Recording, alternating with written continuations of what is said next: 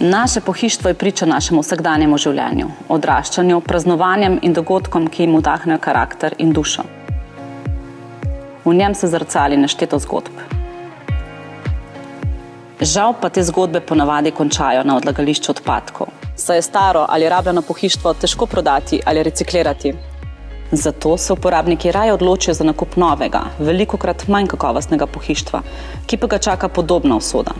Ta problem onesnaževanja je prisoten vsepovsod po svetu.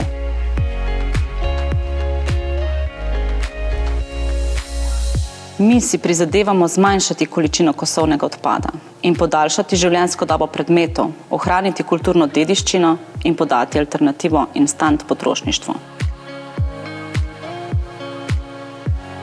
Ni nam treba zavreči našega dragocenega pohištva, ki nosi spomine družine ali celo več generacij. Stare kose pohištva iz prejšnjega stoletja vračamo v življenje in jih v sodelovanju z oblikovalci, mizarji in tapetniki obnovimo tako, da pridobijo na karakterju in vrednosti. Vsako gospodinjstvo ima enkrat letno brezplačen odvoz kosovnih odpadkov.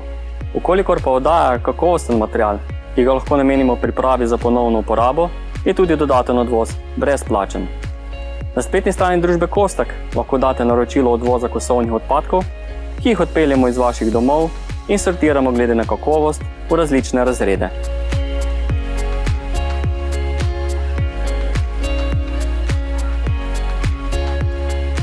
Kakovostnejši materiali se v krožnem laboratoriju KNOF pripravijo za ponovno uporabo, obnovo ali kreativno nadgradnjo.